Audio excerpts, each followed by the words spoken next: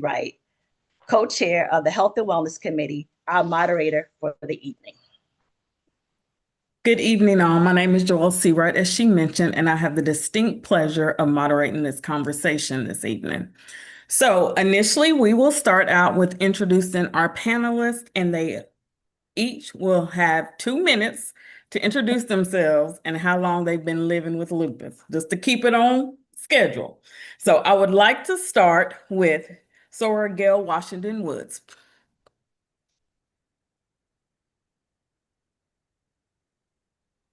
All right, it took me a moment to get off of mute. Good evening, everyone. I am so happy you all are here this evening. Again, my name is Gail Woods, and I have been living with lupus almost 40 years. Um, I found out when I became pregnant with my son, my joints really started hurting. So they did a lot of tests to see if I had arthritis. Those tests came back negative, and I count myself very, very blessed because it took them 1 month to find out that I had lupus. So I was working a job, pregnant. They said, you can no longer work. And was on a lot of medication. I had my son, but unfortunately, because of the lupus, I had to get my tubes tied. So that's why I only have one son. But I have been living with it, like I said, close to 40 years. I'm on several medications, but I thank God that I'm able to move and basically do what I need to do. Thank you, Ms. Woods. Now we will move to Sora Abra Wallace.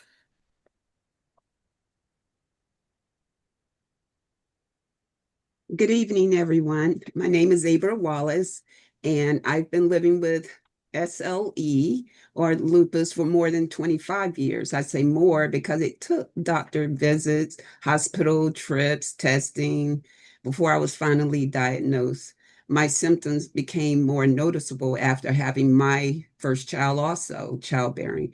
And I experienced the joint pain, sores, it was just out of the ordinary, but I continued living my life as usual because I did not even realize how serious lupus was at the time. I did know a little bit because my sister had lupus and she was diagnosed in 1989.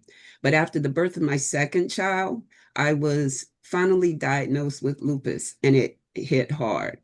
But my health took a major turn. I had the lupus nephritis, and it attacked my kidneys and my heart, causing kidney failure and congestive heart failure.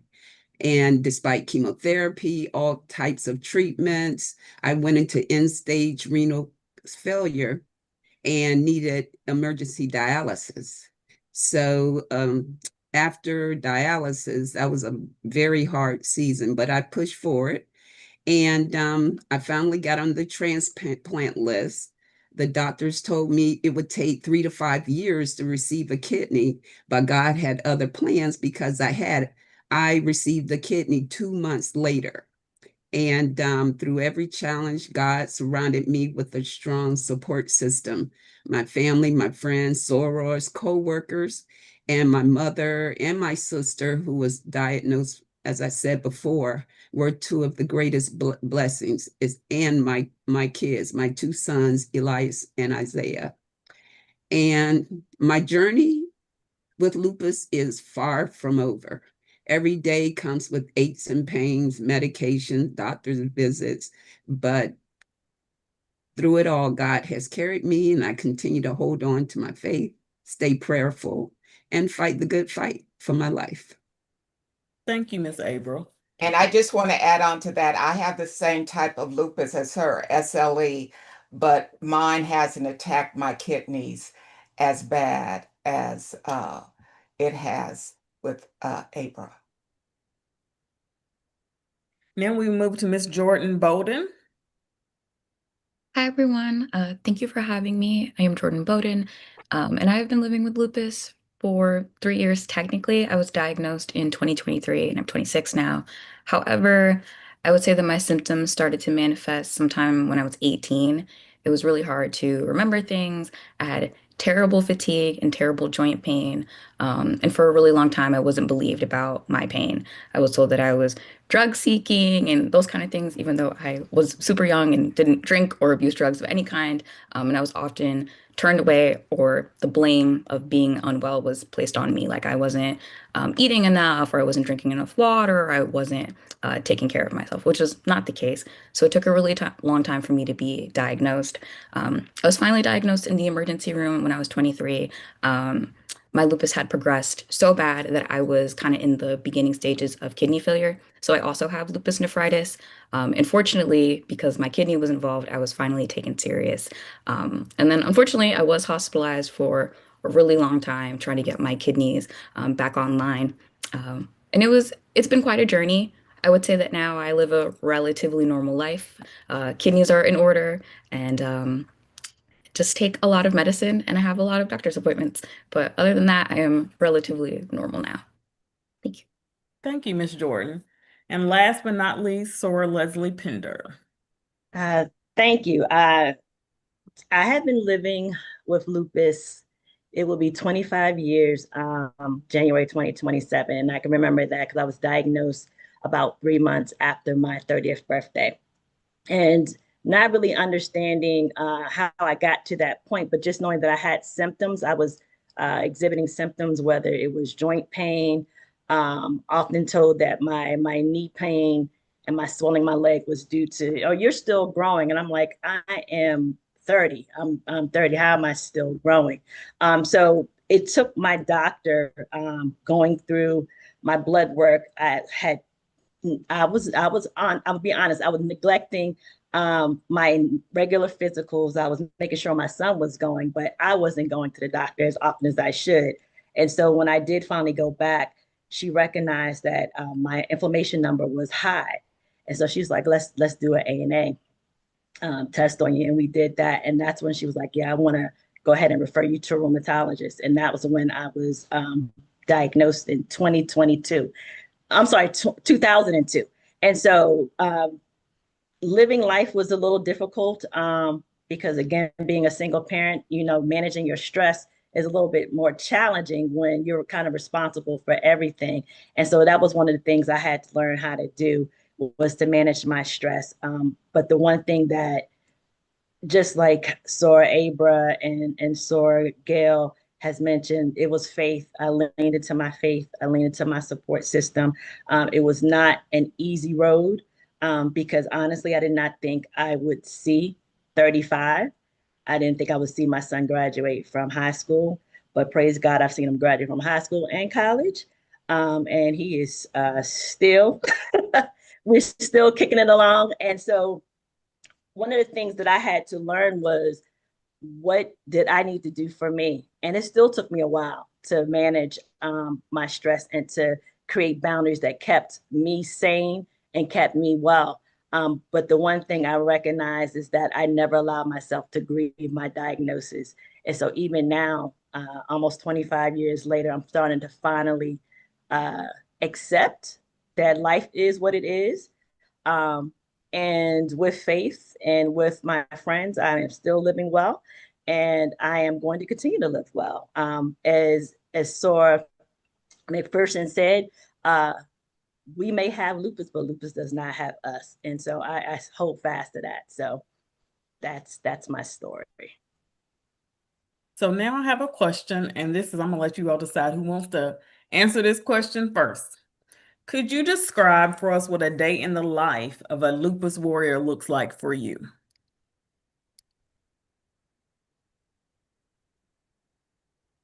I'll start. So for me, unfortunately, I have a very stressful job. And so at the end of the day, getting up in the mornings is fine. Um, but if I'm under a lot of stress prior to that, getting up, my joints are sore. So it takes a minute to really, get going. And in the evenings, I'm wiped out. I'm wiped out. I lay down, either I go to bed, and my husband's like, I'm tired. I'm tired. Any events that are like after 8 or 9 o'clock, do not invite Gail Woods because she will not be there because she's going to be tired. She's going to be tired. You have to make sure you stay on top of your medications. Right now, I counted this morning, I take 11 pills a day.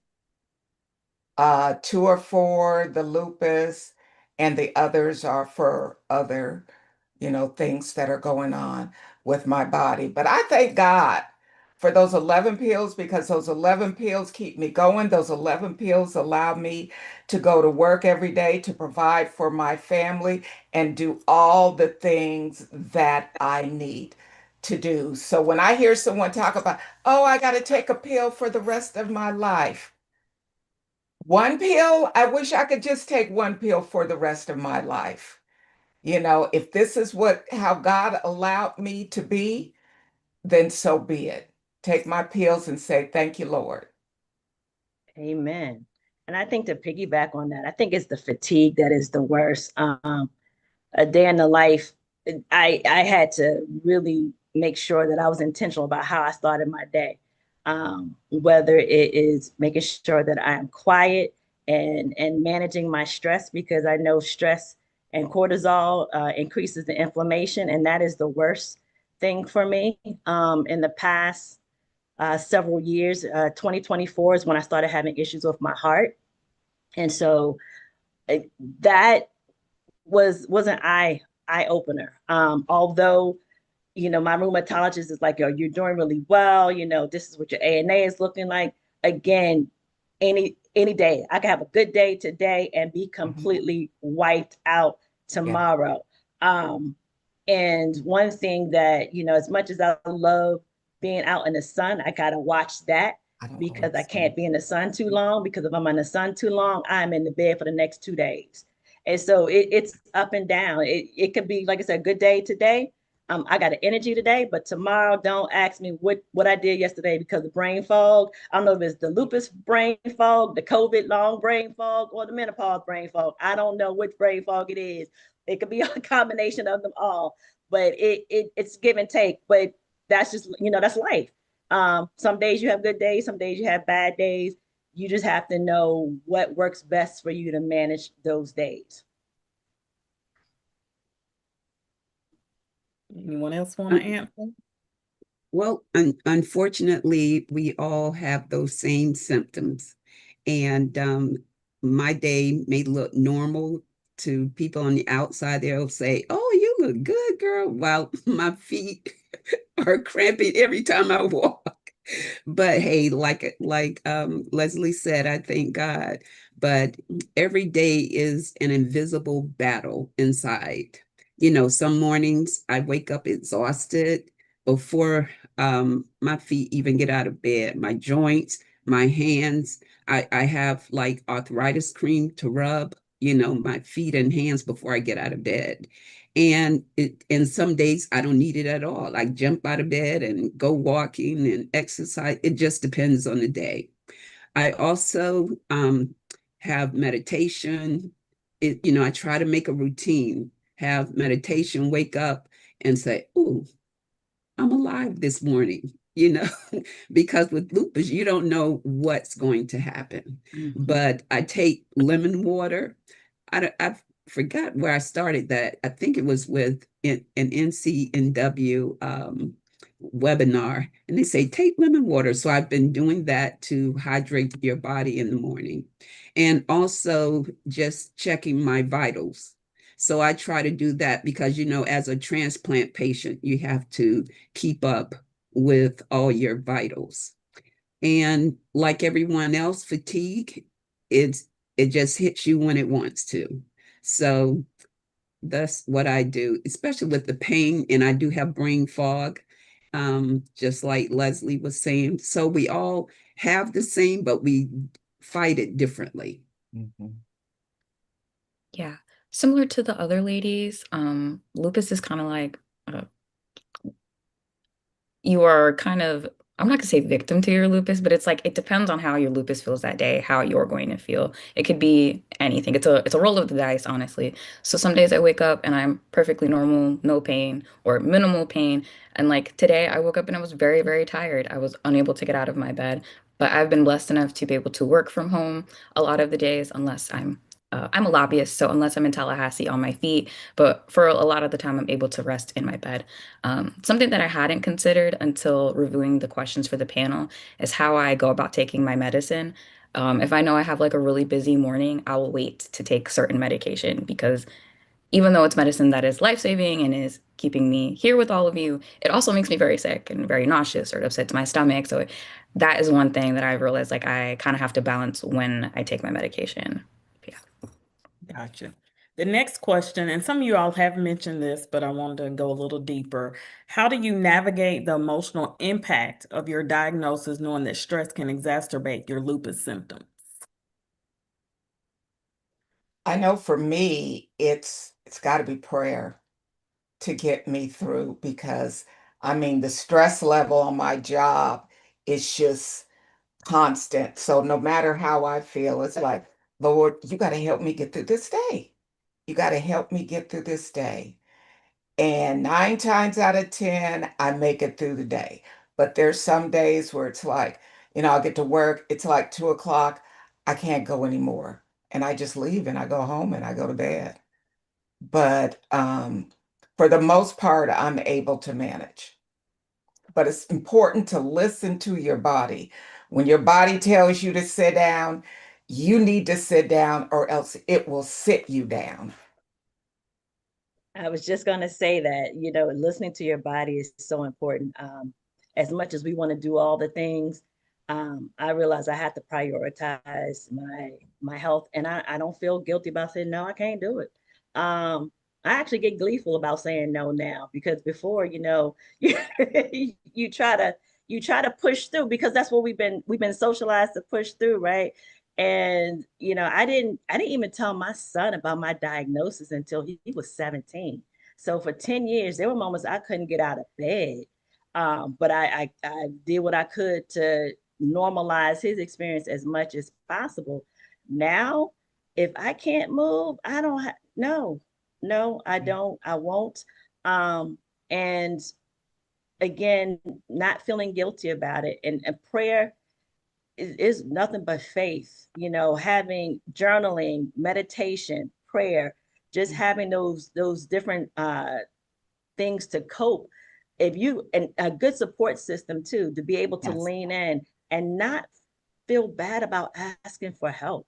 I Yes. had to get over that. I had to get over that pride to be able to navigate. So that's Right. some of the things that I've done. And just this past Friday for the celebration of Women Brunch, I know they were going to be there going and setting up. My mind really wanted to be there, but I had to tell I know y'all need help. I know it's going to take some work to get it done, but my body, I just couldn't do it. I blamed it on my age, but it was really the lupus. Yep, managing lupus emotionally means taking care of your body, your mind, and your soul. When I was first diagnosed with lupus, my stress levels were very high because I was younger. I was like in like marketing, I was selling, just out there, more so focusing on work. And, that just I learned quickly that stress triggers flare ups, headaches, joint pain, fatigue, brain, all the ones we've mentioned before, even more. So I had to become intentional and manage my health and protect my peace. Yes. and Yes. and I also had to rely heavily on a support system. My sister was a very good support system and my family. Mhm. And so have a great support system. Also, I had to change my eating habits. I had to take sugar and salt out of my diet, no sodas. I couldn't drink any, I couldn't have my daiquiris. I have to have everything mocktail. And I, but I'm okay with that now. But I just had to calm myself down, go to the movies, reading and just praying and meditating. So, and also keeping up with your doctor's appointments Yeah. and taking your medication Yes. on time, And getting your blood because work. if you have, just like Gail was saying, if you had that one pill, I can't even count what I take. I know at least 20 a day. So just be thankful you're healthy Yes, and give absolutely. yourself And grace don't on those sweat about rough things you days. have. Oh, I'm sorry. Go, No, I Ava. was just saying, just give yourself grace when you don't feel well. Yes. And don't sweat the small stuff. I know a lot of people stress about things you have absolutely no control over. Don't worry about it. Turn it over to the Lord because that stress will eat you alive. It really will. When I was first diagnosed, I took it really, really hard. I was fresh out of undergrad. I was like just starting my life. Like I had a job, a car, a boyfriend, an apartment. Like I was like, I'm on top of the world. And my diagnosis very much, it felt like it like snatched that away from me, that I wasn't able to be this version of myself that I worked really hard to be. And my mom also has lupus, but she has discoid, and it's like the kind that affects your skin. It's not like an internal thing, it's an external issue. But my mom has been disabled since I was like 11. So I was like, oh my gosh, this is how my life is going to be now. And it was a lot to work through, but I was very blessed to have a great support system. Like aunts and uncles and relatives that I hadn't talked to in a long time were like, how can I help you? How can I be there for you? How can I support you? So that was kind of one of the things that helped me get out of it. Even Miss Abra came to visit me. I told other relatives, I was like, I'm not taking any visitors right now. I don't look like me. Y'all can't come see me. Like that kind of thing. But I was just very blessed to have the community around me. Amen. And I think to Jordan's point, you we don't grieve it the way that we should with any diagnosis, any chronic illness diagnosis. Um, there was a version of you that existed prior to you getting that diagnosis, and there's a version of you that exists now. And so it's accepting and loving and being kind and gracious to that new version of yourself, but allowing yourself to even feel the sadness. I was angry for a long time, and I can't tell you, when I turned 35, you couldn't tell me nothing. I was like, wait a minute, I'm still here. And that was the catalyst I needed to understand that I could live with this. I could thrive with this. Jordan, I appreciate you saying that as it relates to, feeling sad, because oftentimes we don't even express that or even allow ourselves to really embrace that emotion. So, I know when I found out in the worst possible way. They ran the test. They called me on my job and said, hey, you have lupus. You need to make an appointment with us. I mean, I broke down in that office. Boo, I couldn't even drive home. I had to have a coworker drive me home and then stress out until my next appointment to figure out what I needed to do. And during my pregnancy, they said, if you make it out to have this one, you have to have your tubes tied. That's what I grieved over because I knew I wanted three kids and I only had the one. So after 2 years, when people are starting to have their, second kid and then their third kid, I just had the one.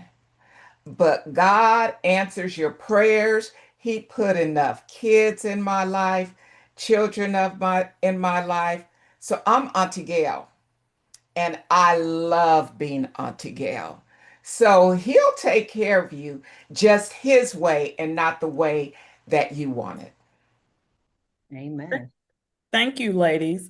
Now, and I would like the audience to give some heart emojis, hand claps We have heard from these 4 wonderful lupus warriors, and now we are fortunate enough that we also have some medical personnel that is on the call that will give you their experiences and what they deal with their patients.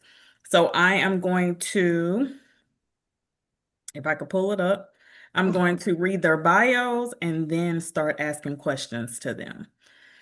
The first doctor we have is Dr. Corinna Seniors. She serves as the Chief Medical Officer of True Health, a federally qualified community health center. She studied at Xavier University of Louisiana and the East Carolina University School of Medicine and completed her family medicine training at Tallahassee Memorial Hospital. Dr. Seniors is a board-certified family physician with a clinical interest in chronic disease management and women's health. We also have joining us Dr. Shelley Coleman Glover, who is a board-certified gynecologist specializing in gynecology, longevity medicine, and minimally invasive surgery. She earned her bachelor's degree in biology and psychology from Columbia University, her medical degree from the University of California, San Francisco, and a master's degree in public health with a focus on maternal and child health from the University of California, Berkeley. Dr. Glover provides care designed to support the health, wellness, and longevity of needs of women at every stage of life. So let me see. The first question I will be asking both doctors, based on your experience of our lupus warriors, could you share with our audience why it is important for individuals to know their family medical history? I'll start it off. Good evening, everyone. It's important to know your family history because if you listen to everybody's stories, you heard a common element. They were young when everything happened. All of a sudden, this is something brand new. This wasn't their baseline. You know, they were living their lives, they were having babies, they were working, they were doing whatever. And then all of a sudden, something changed, something happened. But if they would have known, like, you know, as Jordan has mentioned, her mother had lupus. Abram mentioned her sister had lupus. So a lot of the time that makes this easier to diagnose because it's one of those things where this gives us a way to look. A lot of women are starting off at nothing. They're like, something just happened. They're trying to explain what's going on with their bodies and things like that. And, you know, they're talking to healthcare professionals and we're like, okay, you're telling us this. So we're trying to figure out everything. We're trying to figure out, you know, we're starting our testing from the basics. Let's do your basic lab work, your blood count, your electrolyte, your thyroid, because this could be anything, your diabetes check. But then it was like, okay, let's go to the next level, especially if you're saying you're having joints. Now we're going to check for lupus. We're going to check for gout. We're going to check for this. We're going to check for that. However, if you know that key point of my mother has lupus, my sister has lupus, this person in my family has lupus. It may not be the same type, but it sort of sets that trigger. That way, it takes usually over 6 months, almost up to a year for most people to be diagnosed with lupus. So think about how much faster that can be if you know your family history. But we as women of color, have a history of not telling people our diagnoses, not telling people what's going on with us, not knowing our family history. So basically, this is what happens. It's like, oh, you know, what usually happens is I was diagnosed with lupus. And then 3 months later, somebody comes up and says, oh, you know what? Grandma had lupus and so had lupus, but nobody told anybody. They just suffered in silence, but things could have been happening. People could have received treatment. They could have received treatment early so that they're not having heart damage, kidney damage, and other conditions. You know, that's the thing is you want to know early so that you can try and prevent getting to organ damage and so that you can live a longer, healthier life. I'll kick it over to you, Sorsha. You've basically said it all. I mean, the key thing is that we don't talk, and I think we're getting better now. I think that our generation is better than our parents, and where people just didn't talk about stuff. And you need to know because it does. Lupus can take a long time to get diagnosed. I had a roommate in college, and it took a year and a half, and she's no longer with us. And what if she had been diagnosed when she first started having symptoms? Would she still be with us now? I don't know. But I know that there was a lot of damage that went on during that time, and she was screaming for help. And so you just got to know your history and make sure that it should be something that we are speaking in the community. And I think that things like this, forums like this, where we go out and tell so that our friends know, and you guys obviously that have lupus have probably your networks with lupus survivors, to say, this is something you need to communicate so that you're actively looking for that. We don't want it to happen, but you're not going to make something happen. It's not going to happen if it's not there. Somebody's not going to get lupus because they're looking for it. So, but if they got it, you want early detection, just like all of the diseases, right? But this one is a big one because unfortunately, when Black women get it, we're more likely to get it, right? The numbers are up as high as 1 in 250 women, Black women will get lupus. It's also a worse actor. It's the morbidity and the mortality is much higher with lupus in Black women. So the sooner you can detect it, the sooner it attacks the kidneys. You heard several women say that they had, severe kidney disease. And so if we can catch it early enough to stop before you get to that point, it makes all the difference in the world. Because the goal, unfortunately, we don't necessarily get to pick what we get, but we can try as much as possible to get the best outcome and make it the best. You got to do the best you can with what you got. But if you don't know what you got, Yes, it limits that. And Dr. Corinna, I have a question for you. Can you speak to the importance of having a strong relationship with your primary care physician, advocating for yourself, and managing a chronic illness like lupus?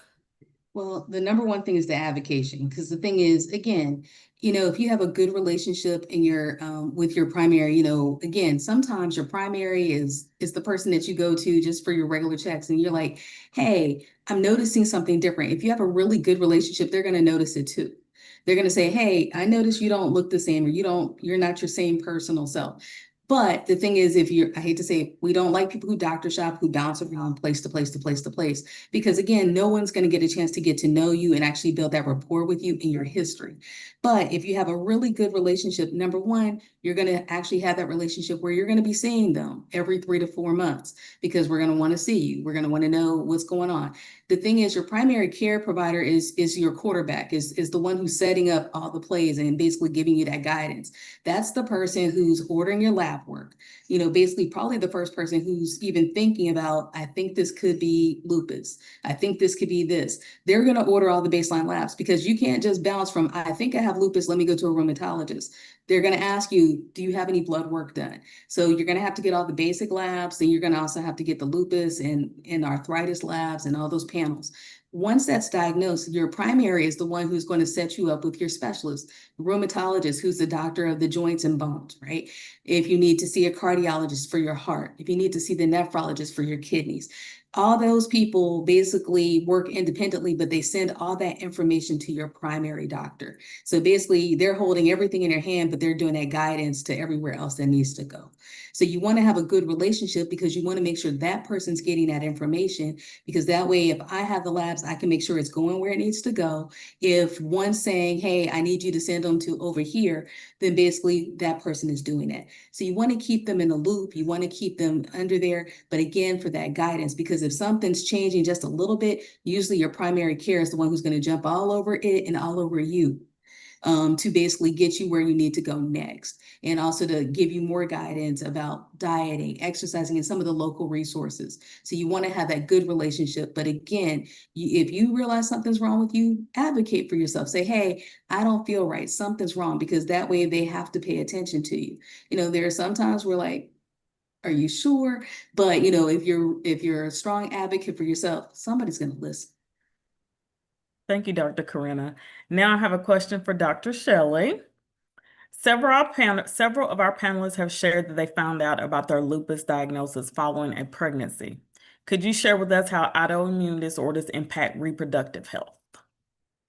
Well, they can. So just from having lupus, obviously, if it's already been diagnosed, well, whether it's been diagnosed or not, it can affect your ability to become pregnant.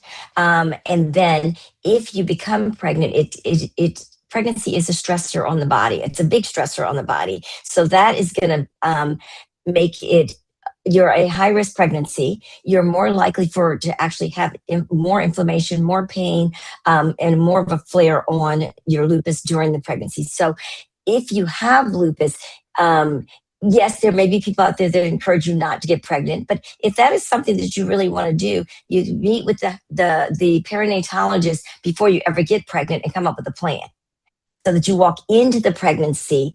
Everybody knows, just like what Dr. Henna said, everybody knows. So everybody's working as a team.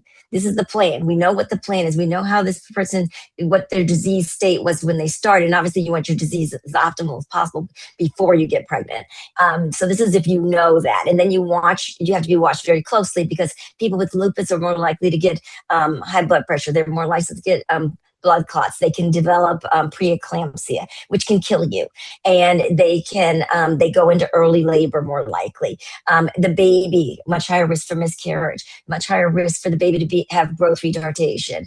And so, and obviously premature labor. So there's a lot of things, but if they know ahead of time, then once again, you're going to be watched very closely, and see how that disease progresses during one pregnancy. And yes, if it is not an optimal thing, then they are going to probably say, let's bless this child to be happy with this child, and we may not want to do another child, or you may do fine. You don't know.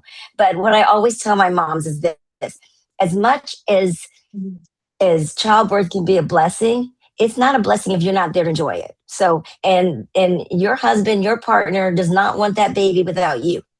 So when you start to feel, God, this isn't fair, and I want to be able to experience a pregnancy and stuff like that. I get that, but the important thing is for you to be there for that baby. There are a lot of Black kids that need adopting. So sometimes, and it's not just for lupus, but any major illness, sometimes you have to make those tough decisions and say, you know what, my health is at this point, a pregnancy is going to be too much for my health. And so therefore, maybe it's better if we actually adopt. And then I can be there and I can experience this child, and I love this child. This child's going to love me. And the crazy thing is that if you get them from the time they're babies, they start to look like you too.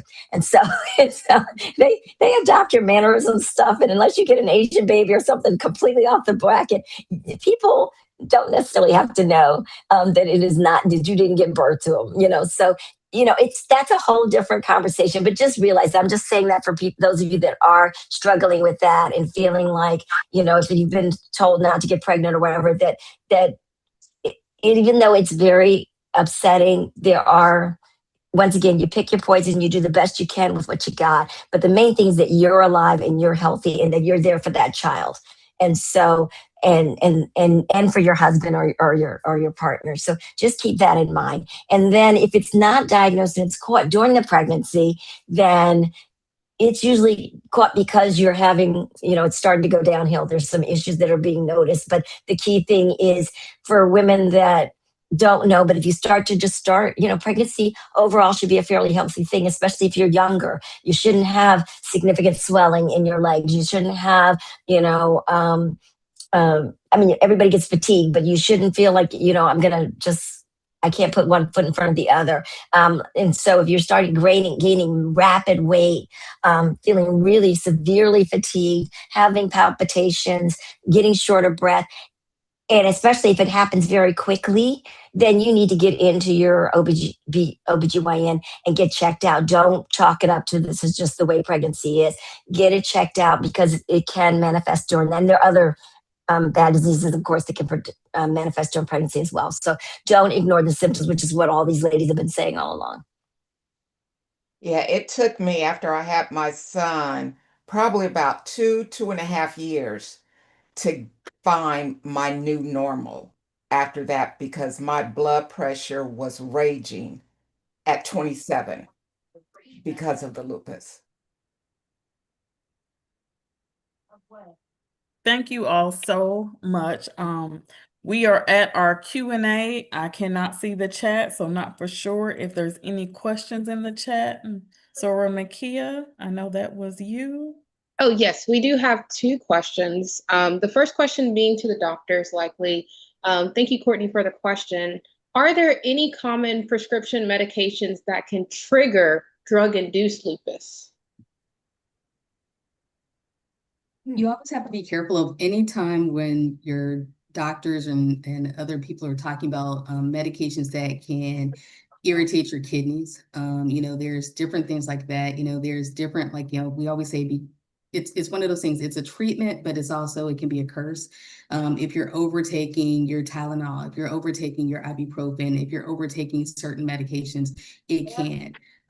So it's just one of those things where, but again, some people are taking a medication, it never causes them any issues. But if you also have that underlying condition, it just is that trigger. It's just that all of a sudden that one light bulb that just actually just made it trigger over.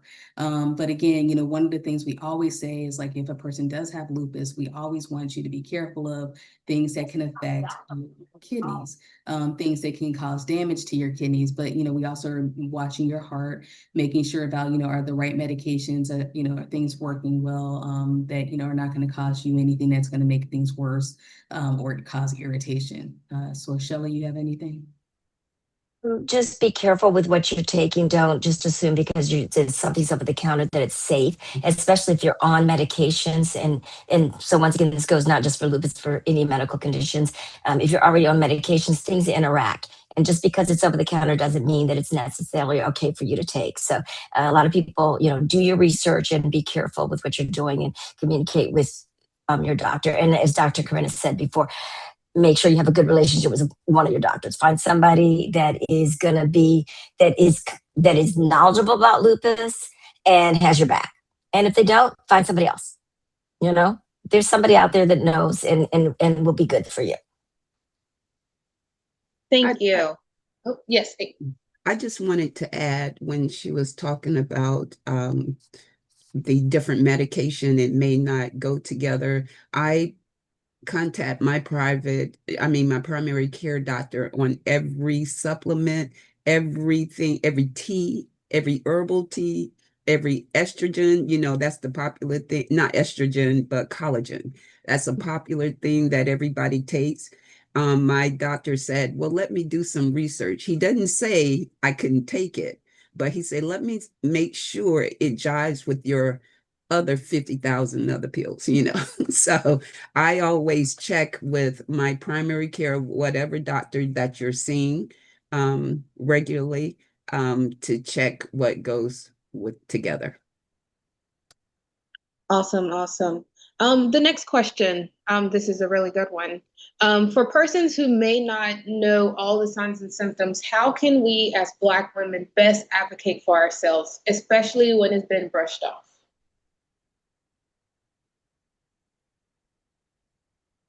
That's a really good question. And I think because of my pregnancy, that is what spawned on all of the tests to see exactly, what is going on.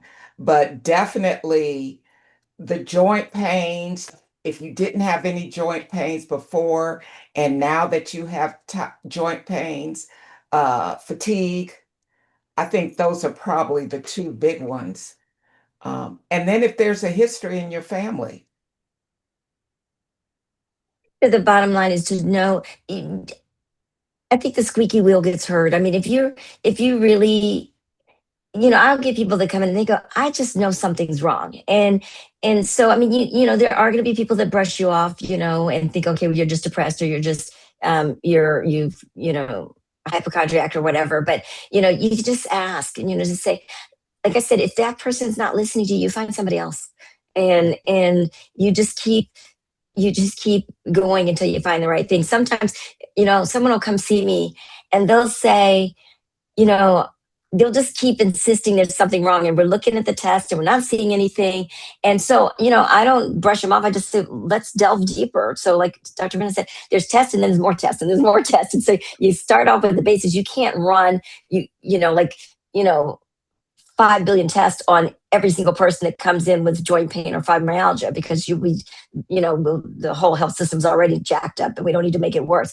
But you start off with the basics, and then we put you on some stuff to see if we can make you better. You're not getting better, then you go to the next step and then go to the next step. But do advocate for yourself, and keeps, if you know it really truly that there is something not right. And also, I don't mind when people come. Now I do mind when they come in with a full Dr. Google, but if they come in and they say, I've been, researching, and a lot of my symptoms seem to be like lupus or whatever. I'm not opposed to that.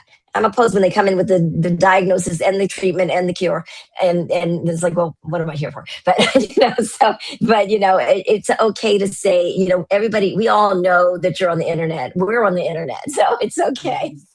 I love when my patients come back and they say, you know what, I don't feel well, and I know we're doing some basic labs, but I did talk to my family. This is why the family conversations are important, because now I've talked to my family and I've realized my aunt had something similar. This person had something similar. Then it's like, oh, okay, well, let's see. Again, it's that squeaky wheel, but okay, well, we checked our basics and the basics aren't showing us anything else, but now you're giving me some other clues here saying, hey, my sister, my mother, my grandmother, this is, where you're doing your research too, not the Dr. Google research, but you're actually doing that family history research. And that's given us more guidelines because, again, usually, I mean, there are cases when people do not have any family members, and that happens. However, a lot of times you do. There's somebody, there's a symptom, there's something that's usually a trigger that's going to basically, do that eureka moment. And so the thing is making sure that, you're being an advocate with your doctor, but also being an advocate with your family, because now if you're an advocate with your family, like, I just don't feel well. Did anybody else have anything like this? Anybody else feel like this? Sometimes that'll be the answer for you, and that'll be the guideline. And just like we're saying, that can sometimes give us things earlier. Then also, if you're on something, because again, a lot of times we may put you on medications for different illnesses, just like somebody asked the question earlier, hey, what medications? There are different medications that could be the trigger, but again, we may be treating you for something else, and that's the thing that sets you off. But the thing is, if you've never had any issues, it's one of those things we won't know. And, because many times people won't tell us anything. They'll be like, oh, I took that medication you gave me, and 5 months ago, I started having this swelling, but I never came back to tell you this.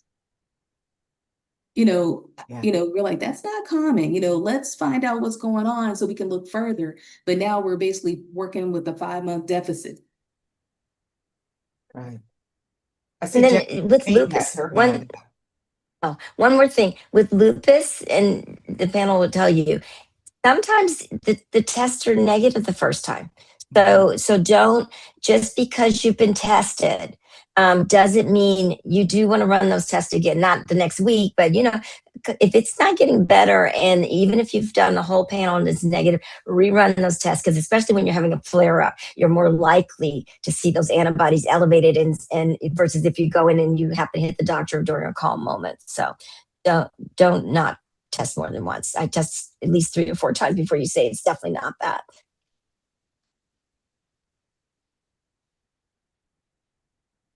So, Sneed, I see your hand up. Did you have a question or a comment?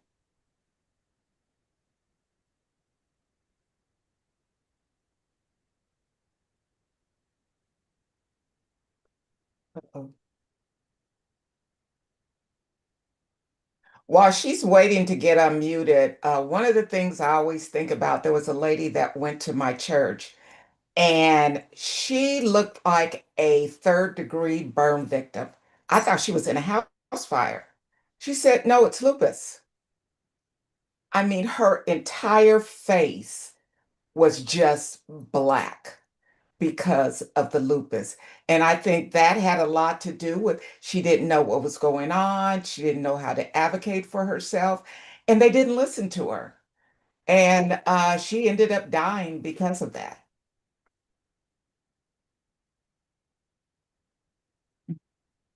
Tora Sneed. Oh, yes. I did put in the chat that fortunately I found out, and I say fortunately, I found out about 7 years ago that when I was diagnosed with lupus. So I started doing a lot of research. I started looking into family, and it's just like Sarah Karina said, we need to talk with our family members. But I did do my own research and listers, myself, I found that all of the women in our family have what we call autoimmune bodies. And of course, lupus is just one portion of that. And I already had a rheumatologist. I think, God sends you where you need to go. I had a rheumatologist a long time ago because I had a little arthritis in my thumb.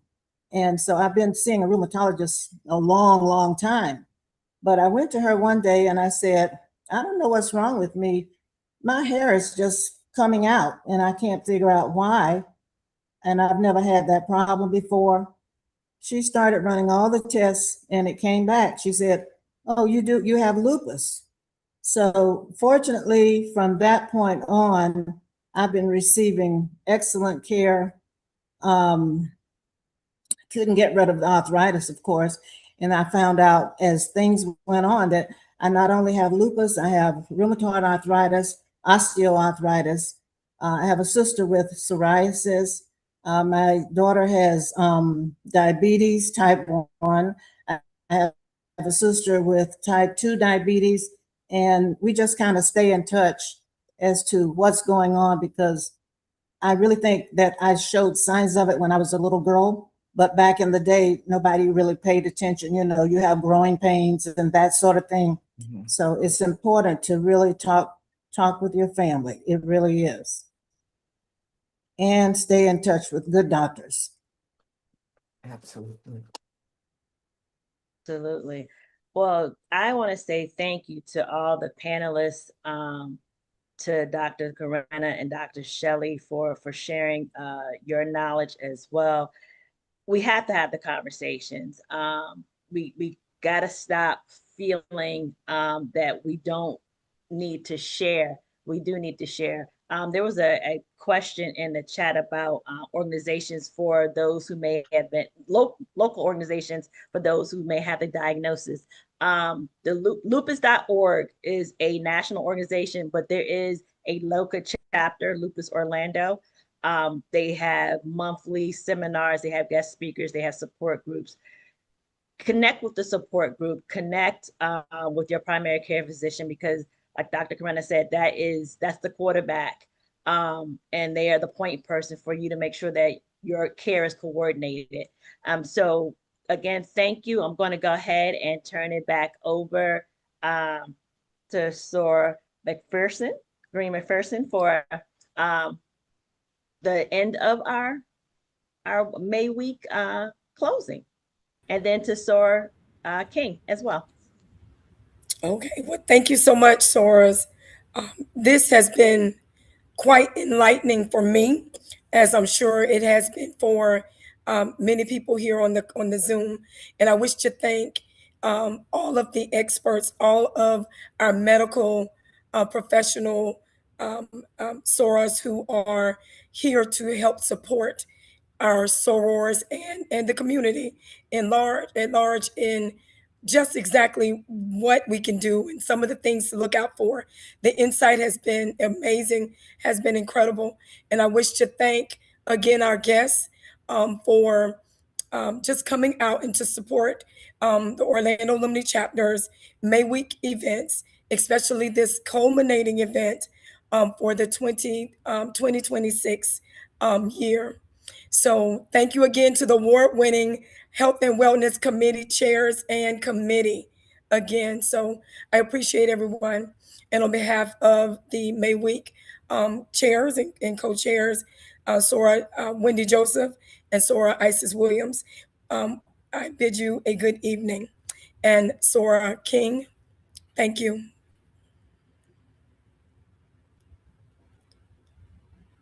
Okay. Well, I will echo everything that Sora McPherson has said. I would emphasize and greatly extend my appreciation for all of the personal stories and the wealth of knowledge that was presented this evening. It is very much a topic that's not discussed. I saw myself actually writing questions in the chat because I was like, oh, okay, well, I've heard 2 types. How many total types are there? And then what exactly, we've heard of triggering events and just being abreast of our knowledge and are familiar with our family history. So thank you all to who participated on this panel. Thank you, both award-winning Health and Wellness and May Week. So got to give you both you all props for putting another phenomenal 2026 May Week presentation. So thank you all. Thank you all for attending and participating. And we hope that you all take something from one of the sessions this week and incorporate it into your daily lives. So we thank you. And have a good evening, everyone.